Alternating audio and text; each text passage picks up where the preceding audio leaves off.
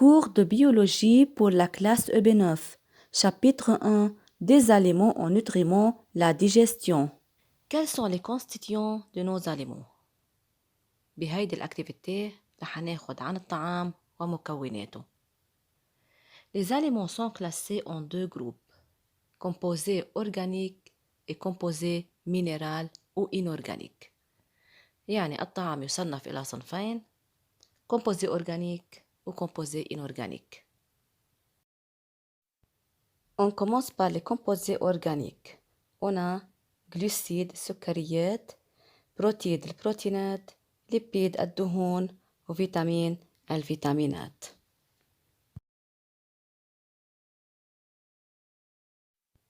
Les glucides sont des substances énergétiques.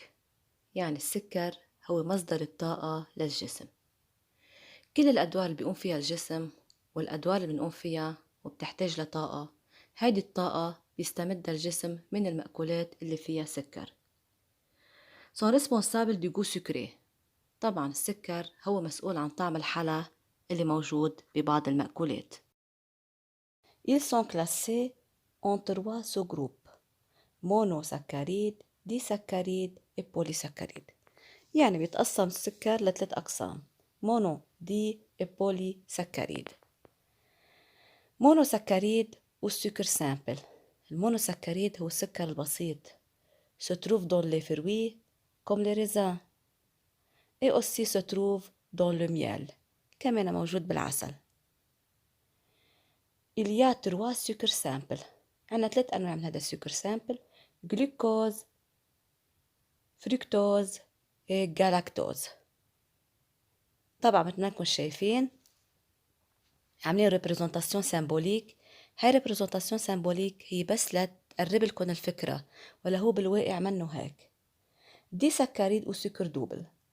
Exemple, saccharose اللي هو glucose plus fructose se trouve dans le sucre de table.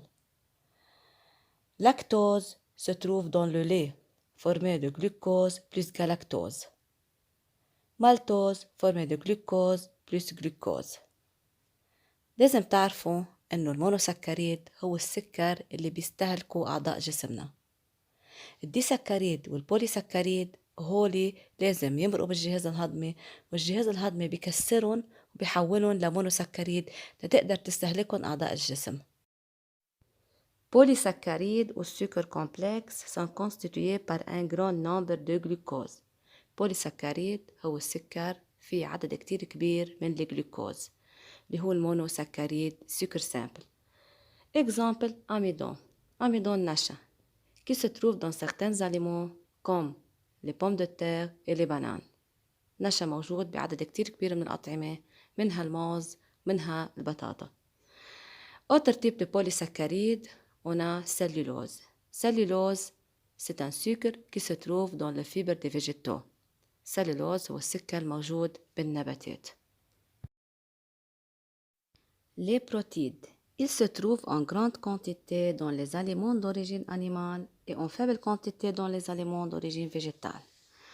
يعني البروتيد موجود بكميات كتير كبيرة بالمأكولات اللي مصدرها حيواني مثل اللحوم، مثل البيض، مثل الأسماك، وموجودة بكميات كتير قليلة بالمأكولات اللي مصدرها نباتي.